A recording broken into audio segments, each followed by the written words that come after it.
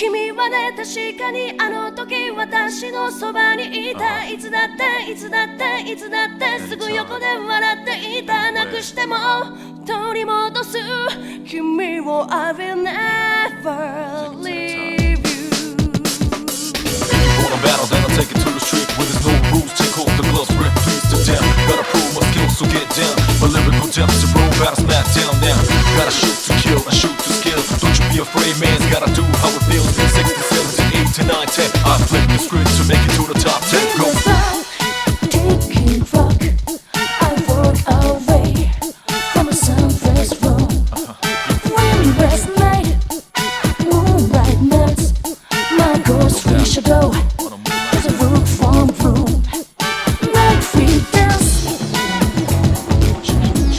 a reading's word I'm gonna make you dance reminds me that I still live just like that every man's gotta fight the fear I'm the first to admit a shit thoughts provoke the new era become a bit of terror but my only rival is my shadow rewind to play back and fix my own error get low to the ground it's getting better like I told you before double up a dead road cheddar L to the J say stay laced here's my call me Royal Flush and I'm the ace. What happens when you try to make an ending to your game that instead of answering certain questions, decides to create more? Well, you end up with Persona 3, The Answer, also known as Episode Aigis. The Answer was an expansion included on the re-release of Persona 3 for the PS2, Persona 3 FES, which many regard as the definitive version of Persona 3, myself included. Some of you might think to yourself, what the hell is an Episode Aigis, or an The Answer? Why haven't I heard of it before? Well, to put it simply, it just isn't great from a gameplay/plot progression standpoint. The story in itself is excellent and gives us great insight into the minds of the characters we come to know and love over the course of our journey. Yeah, see what I did there? Anyway, The Answer gives us our second canon female protagonist, Aigis. The first being Maya Amano from Persona 2 Eternal Punishment. Now, before some very opinionated fans lynch me, I know I acknowledge the female protagonist from Persona 3 and P3P, and I might do a video on her story later. But, as of now, it'll be on my backlog of videos I have to make, which certainly hasn't been going well, since my last video has been like almost 2 months now, and probably been 2 months by the time I upload this, but that's no point! Anyway, this is Rtyuiope from Rtyuiope's Game Room with another story retrospective. Remember, spoilers. If you don't want to be spoiled, do not watch this video. Consider yourself warned. A few days after the events of Persona 3, The Journey, our heroes return to their dorm to reclaim their final possessions as the dorm is closing. Somber, tired, and still going through grief after the death of their friend, the main character from Persona 3, they start to share their future plans with each other. Aigis reveals that after all the events that happened, she would return to the lab from whence she came, and instead of remaining as a student. So before everyone leaves, everyone has one last party. They overhear on the news that the apathy syndrome cases have decreased. After the party, Aigis goes to her room where she reflects on her past year with our protagonist from Persona 3. We discover that when our hero fell asleep on the rooftop of the school, they rushed to bring him back to the dorm hoping he would pull through. Unfortunately, he didn't, and they were all struck with grief. Suddenly, Aigis is snapped out of her deep thought and alerted to go downstairs by Fuka. Aigis runs downstairs and discovers C is being tossed around by what appears to be another anti-shadow suppression weapon, the same kind of robot that Aigis is. Aigis demands some answers from the mysterious robot. She reveals herself to be Metis, and that she has come all this way to protect Aigis. Aigis disregards this and refuses to stand down. This makes Metis have to confront her. Aigis seemingly defeats Metis, but Metis has another trick up her sleeve. Metis engages Orgia mode and knocks Aigis to the ground. After this, Metis is about to kill Ken and the rest sees. Aigis, unable to move her body, starts to hallucinate and sees our hero make an appearance to her. Aigis gets worked up and refuses to let any more of her friends die. She suddenly gains a burst of energy and summons her persona, but for some odd reason, her persona transforms into Orpheus, the main character of Persona 3's initial persona. Seeing this shocks the rest of C's, including Metis.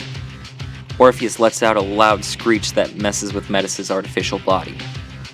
After the attack, Aigis becomes unconscious and finds herself within the Velvet Room. Igor is excited about her arrival to the Velvet Room.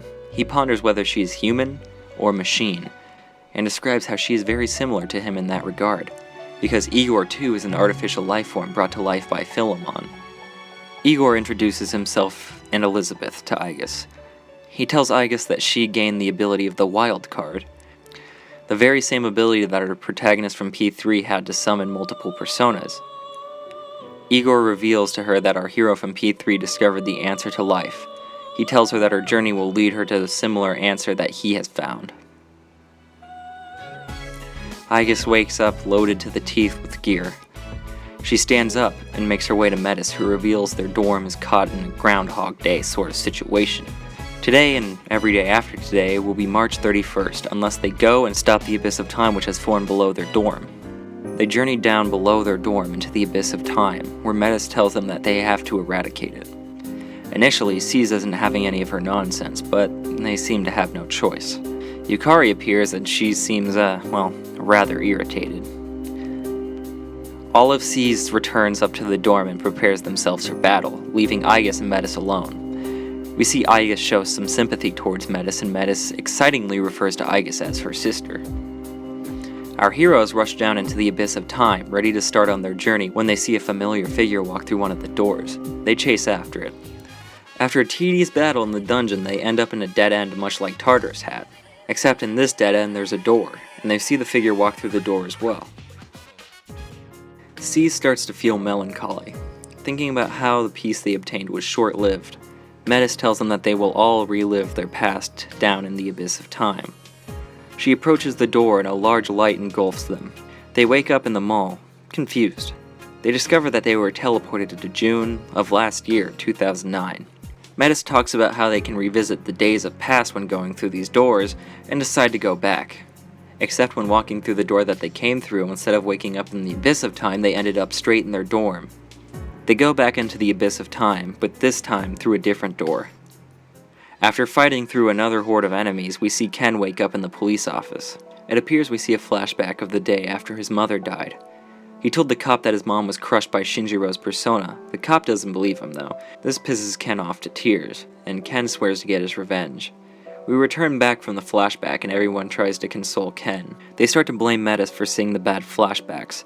Ken decides to forgive Metis and realizes that their life was much more fruitful when they were fighting against the Dark Hour. Yukari, however, refuses to believe this and only wishes to continue. They go through the next door of the Abyss and you guessed it, fight more shadows. They reach another dead end, but by this time they have a flashback of Akihiko.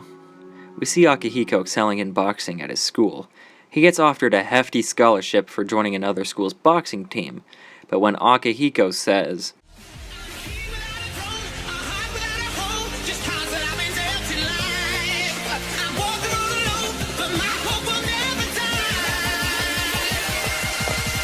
Sorry, but I don't see any reason to join a school that places second.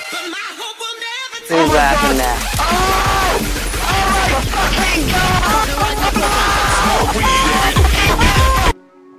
In the next flashback, we see of Junpei being an antisocial twat and feeling sad that he can't make any friends, something irony. The next flashback we see is Yukari being sad and alone. Students come up to her trying to comfort her, but she just can't believe how much time has flown since her father died. They continue to progress through the dungeon until they reached its deepest floor, learning that the Abyss of Time is a similar entity to Tartarus, and that it came into creation as a sort of byproduct of Tartarus. According to reports by the research team responsible for Tartarus, the Abyss of Time was supposed to disappear along with Tartarus, but obviously it didn't.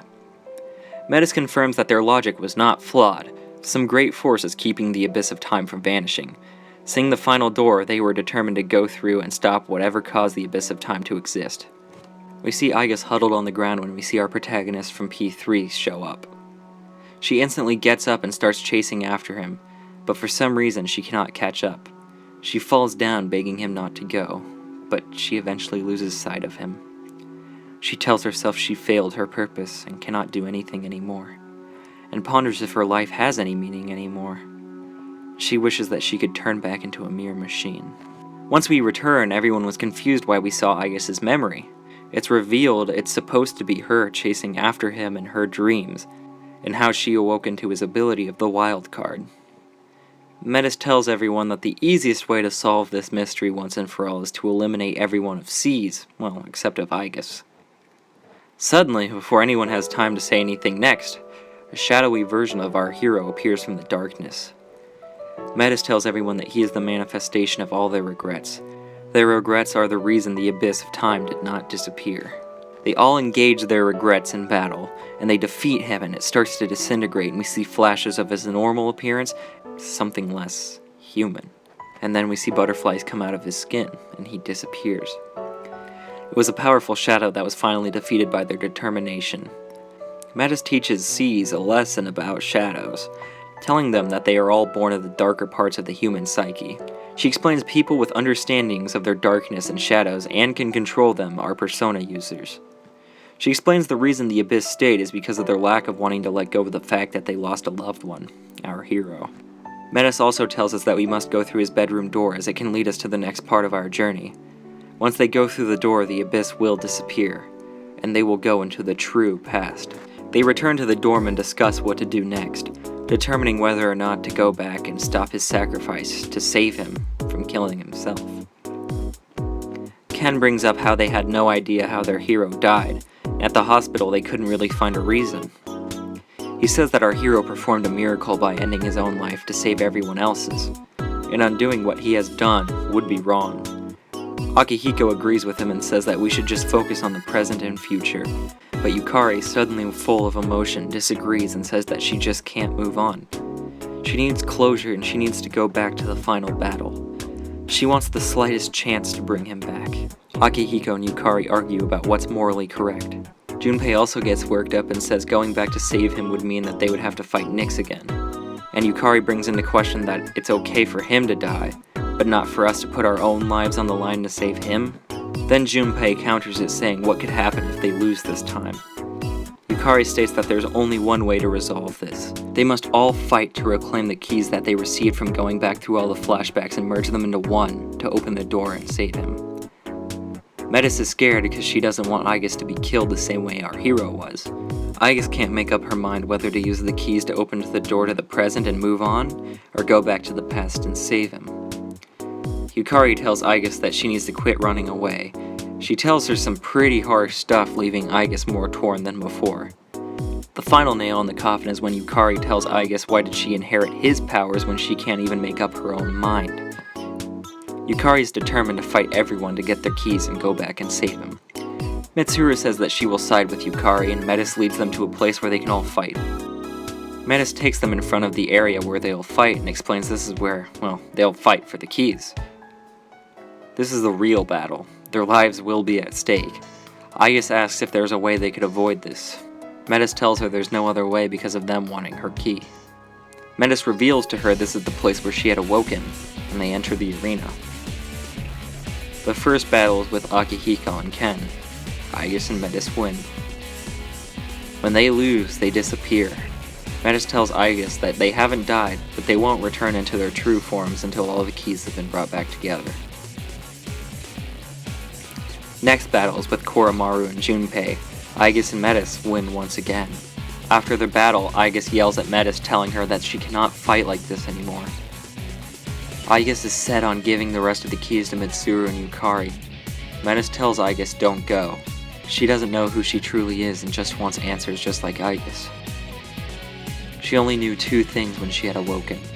She had a sister out there somewhere, and that her sister would die if she didn't do anything, and that sister is Aigis. Aigis explains to Metis that she felt the same way about someone before, that someone being our hero. Aigis says that she doesn't care if this will lead to her death.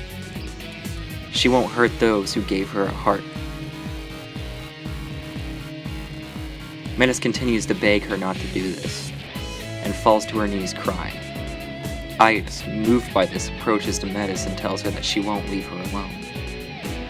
Mitsuru and Yukari come into the room ready to fight. They defeat Yukari and Mitsuru, and instead of fighting, Fuka just freely gives up her key. The keys all form together, making the true key. After that, everyone returns to their normal forms again. Aigis tells them all that she's glad they're safe. Yukari shows more signs of hostility, asking her what she's going to do with the keys. Yukari yells at her to give her the key and tries to pull it out of Aigis' hand. Metis tells Yukari that it's pointless because only Aigis can use the key. Yukari then falls to her knees and cries, saying that she wants to see him again. She says she made a promise while holding his cold, lifeless hand in the hospital, to not let this kind of thing happen again. She says she doesn't care about the promise anymore. She just wants to see him again. She just wants to be with him again. Mitsuru tries to comfort her and hugs her. Aigis says that she feels the same way as her. All she can think about is him. And she will see to it that they will go into the past and find the answers that they were looking for. They all give in and agree to look into the past, to see what truly happened that night. Metis gets sad, saying that they don't need her anymore, but they all tell her that they like her and want her to come along. And well, she gets happy again and hugs Aigis. They realize that since the final floor hasn't vanished yet, there's one enemy left. The final door appears in the abyss of time and they all enter it. They realize that they were teleported back to where the last battle was. They all witness our hero using the Great Seal on Nyx, and they awaken to a great door. And on that door is our hero, bound to it as some sort of seal, just like his miracles stated. Metis explains he used his soul to seal Nyx. That was his answer to life, and explains that he kept his promise on meeting them on the roof on graduation day so that he would have no regrets. Akihiko asks her how does she know about that promise, and Metis says she just does, and it might have something to do with her being something similar to Nyx, something that belongs on the other side. She goes on to question how did Nyx not attack the planet even before humans existed. She explains that Nyx is neither good or evil. Her actions were influenced by something entirely different. Suddenly, the ground begins to shake, and a giant hand comes from the ground and tries to breach the seal. It appears to be a giant monster. It turns out that the seal wasn't actually meant to hold back Nyx, but to prevent contact of this giant monster, which is actually Cerberus and Nyx. Cerberus is made of the desires of man, much like Nyarlathotep before him. If Cerberus comes in contact with Nyx, then humanity's greatest wish, death, will come too. This was what our hero is trying to prevent. He acts as a barrier to prevent Cerberus from contacting Nyx. Cerberus then turns his attention to Aigis. He wants to get her because she has the same power as our hero. He knows that he can use her to break the seal. But instead of running away, our heroes realize that they have to fight this monster.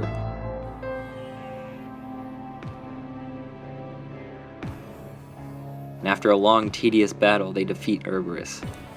They realize that there's no way they can fully defeat this monster unless humanity as a whole changes. Our heroes look at each other knowing that they'll have to change their outlook on life to make the world a better place, to nullify this beast, and make our hero proud. After the final battle, everyone feels relieved, and believes that the answer they've been looking for has been found. They all return to the dorm and get ready to use the key to open the door to return back to their time. Just as Aigis is about to open the door, she turns around and says to everyone that she's happy that she met them. It appears that Aigis has changed her mind about deactivating herself. Just as Aigis opens the door, she reflects on the answer she received and what it means to her, and she walks through the door. The disembodied voice of Metis can be heard saying, Congratulations, sister. And everyone in Seas is brought to the Velvet Room. For the first time since our heroes in Samaru City, more than one guest has entered the Velvet Room. This intrigues Igor too, as he believes it's caused by the wild card. Metis reveals that she knew about the Velvet Room and its inhabitants this entire time. She congratulates our heroes on their journey. She tells Aigis that she can still keep the promise she made with our main character by acting on the bonds that she's made with others. Her actions can influence others to forget their dark desires and fully eradicate Cerberus. Then, Mitsuru asks Metis what she truly is. But before Metis can answer, it becomes clear to Aigis. Metis is Aigis' shadow, her true self. A self built up on the desires to protect our hero and keep the promise she made with him. Her sadness of feeling that she would always be alone, the half she wouldn't accept and wished away. But Aigis comes to accept her shadow, Metis. And Metis returns to Aigis as a complete being. Yes, the answer to life. The answer they all sought after in this journey.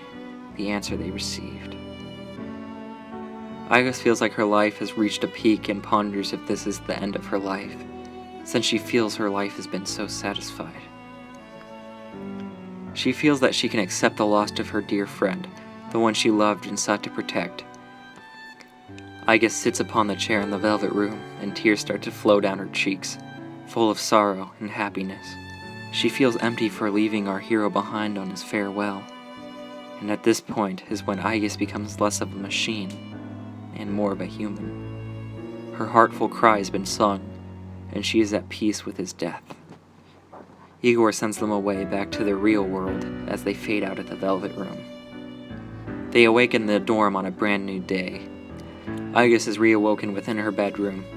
Yukari finally realizes that her and Aigis are actually very similar in many ways, and finds new respect for her.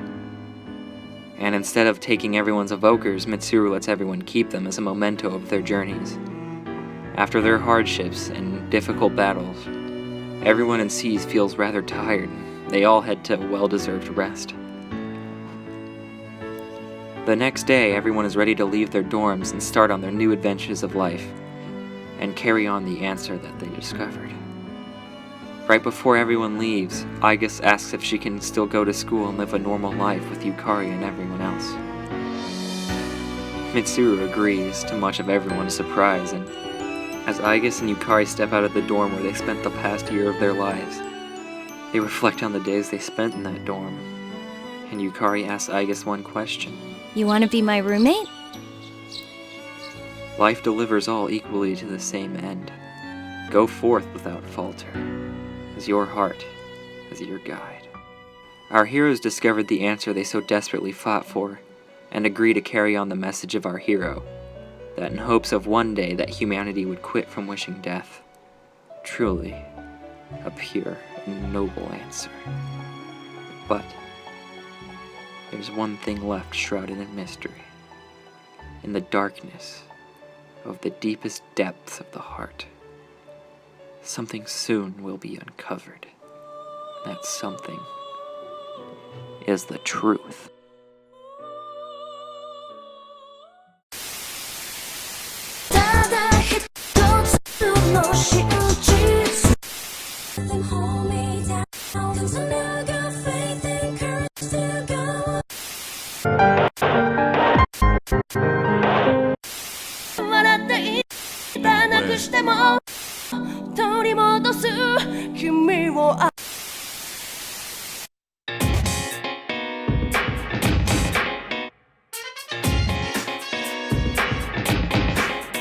We are living our lives,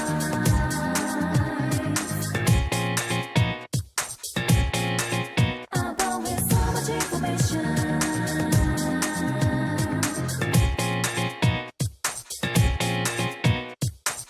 Come on, let go of the remote. Don't you know you're ready on a junk for them? Try to stop the boat, double cooking on a go, but